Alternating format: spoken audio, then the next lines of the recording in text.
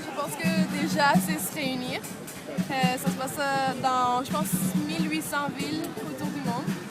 Et je pense que c'est un ras-le-bol généralisé d'une situation qui est présente et qui est très difficile à identifier en tant que telle, étant donné qu'elle est comme énorme. Et les revendications, il me semble qu'elles sont aussi multiples que les revendicateurs, finalement, les gens qui sont sur place.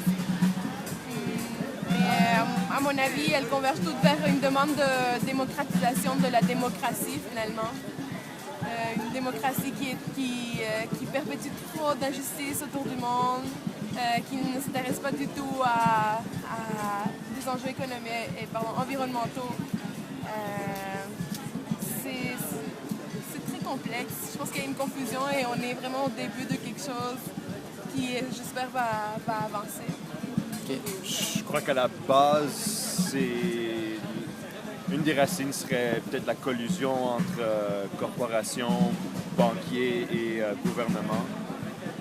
Une collusion qui est vraiment, incestueuse. Et puis tout l'argent, tout le wealth s'en va dans quelque peu de mains au détriment des populations de la planète et au détriment aussi de la planète même. Et je ne vais pas parler pour tout le monde, mais je crois que pour moi, c'est un mouvement d'opposition à cette collusion. Combien de temps vous pensez rester?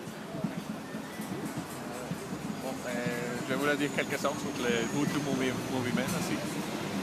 Et pour moi, c'est un peu différent parce que je n'habite pas à Montréal, j'habite à Barcelone et là, j'ai vécu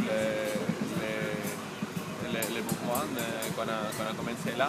Et maintenant, je les trouve ici. Et comme ça, je suis très heureux que ça s'est répandu, que c'est quelque chose qui n'est resté dans une seule réalité, parce qu'à traverser des frontières. Et ce que je trouve ici, comme que je retrouvé à Barcelone, c'est un espace où on peut tenter de retrouver la théorie et la pratique ensemble. Par exemple, on commence par créer un vrai espace public, un espace où les gens peuvent se rencontrer, peuvent parler, peuvent débattre, peuvent se connaître, aussi faire des autres activités qui normalement ne sont pas permises, ou seulement par l'inertie de la vie urbaine, comme ça ne se passe pas, d'avoir comme ça de confiance, de coopération, de faire des choses ensemble, et aussi de manger, de trouver des façons de se protéger du vent, de la pluie, comme ça. Et alors, on gagne un lieu où apprendre. Et c'est vrai que les doutes, et ça a été un des principales critiques au mouvement, il n'a pas les objectifs clairs, il n'a pas les objectifs définis, et bon, je m'en fiche. Il ne faut pas avoir tout le temps les objectifs super préfigés, super clairs, super définis, parce que ce n'est pas notre façon, ce n'est pas ce que nous avons besoin. Au moins pour moi, ce que j'ai trouvé, c'est la nécessité de sortir de l'isolation et de se communiquer avec des gens et aussi d'avoir la sensation Donc, qu'on peut faire des choses ensemble. Vous voulez discuter ensemble du problème? Oui, c'est ce qu'on commence à faire. OK. Donc, c'est un début d'un appel à la discussion pour dénoncer certaines situations et essayer de trouver des solutions. Moi, je dirais que c'est pas nécessairement pour dénoncer quoi que ce soit. On est vraiment au début de quelque chose et je pense que c'est vraiment l'échange qui est essentiel déjà entre les gens, de comprendre un peu mieux ce qui se passe parce qu'on sait pas trop. C'est pas une guerre comme chez les Romains où il y a l'opposant, l'ennemi qui est clairement défini. Voilà, on va se battre contre eux. Là, c'est vraiment confus. Il y a quelque chose qui est vraiment oppressant et qu'on sent tous, mais je crois pas que ce soit très clair finalement. C'est comme tellement vaste et ça va dans tous les sens. C'est clair que ça va dans le sens d'un mélange politique et économique. On comprend tout ça, mais où est-ce qu'on s'en va? Je crois pas qu'on est encore en mesure de dire où est-ce qu'on s'en va. C'est vraiment le début du processus. L'Assemblée générale, qui est entre semaines, ça sera à 18 heures. À 18 h? Oui, et les fins de semaine à 1 heure, 13 heures. 13 h la fin de semaine. Oui. Et puis, Alors demain, c'est à 18h et tout le monde s'est invité à s'informer. Et alors, à côté de l'Assemblée générale, il y a des petits groupes de travail, des petits comités, que là, c'est plus facile de s'intégrer, de faire quelque chose. Moi, je couche pas ici. J'ai un petit garçon de 14 mois. OK. Je reviens tous les jours quand je peux. Donc, c'est clair que les gens qui viennent pas coucher ici peuvent participer absolument et on les encourage d'ailleurs à le faire. Parce que c'est comme ça qu'on va être nombreux. C'est clair qu'il y a, à mon avis, plus d'une centaine de tentes en ce moment et c'est incroyable comment il y en a de plus en plus. Sérieusement, de l'autre côté, moi j'étais là ce matin et il y avait, je sais pas, quelques tentes de l'autre côté là. Il y a, je sais pas, une bonne quantité. Une bonne quantité de tentes. C'est vraiment très... On voit très peu d'espace libre. Ouais, ouais. Mais bon, il y a encore de l'espace de l'autre côté, donc... et comment vous vivez ça avec la météo? C'est-tu un peu froid?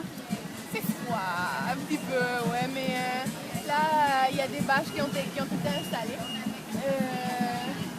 Donc la pluie, vous avez un petit peu d'abri contre la pluie. Oui, oui, oui.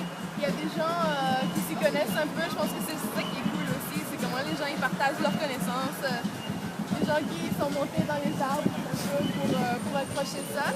De façon quand même très respectueuse avec les arbres, ce qui était assez surprenant. Donc ça s'organise tranquillement. Et ce qui est aussi vraiment cool, c'est que les lieux sont respectés. Je veux dire, il y a des gens qui se promènent avec des balais, avec des sacs de recyclage, de poubelles. Vraiment, c'est une ambiance de propreté.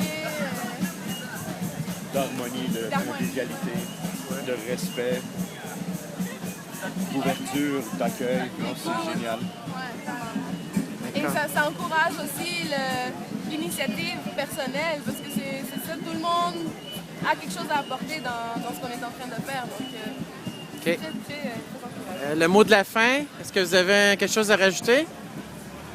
Joignez-vous à nous. Mais il faut savoir aussi, il y a combien de manifs simultanément autour de la planète? 1800.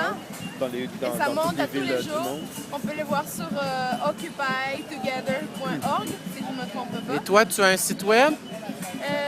En fait, moi, je suis pas mal impliquée avec Occupons Montréal, mais sinon, on est le What Hub, We Are Thinking Hub, qui est à côté des communications, médias, et on essaye de répandre justement les initiatives. Les gens qui veulent suivre ça sur le web, y a-tu une adresse que tu peux leur donner? Facebook, Occupons Montréal, le groupe. C'est là qu'on peut voir. Sinon, il y a un forum, ça s'appelle automnequébécois.com. Les premiers jours de l'occupation, hier, après l'Assemblée générale, on a été décidé d'aller à un manif par Montréal. Et nous avons donné un grand tour.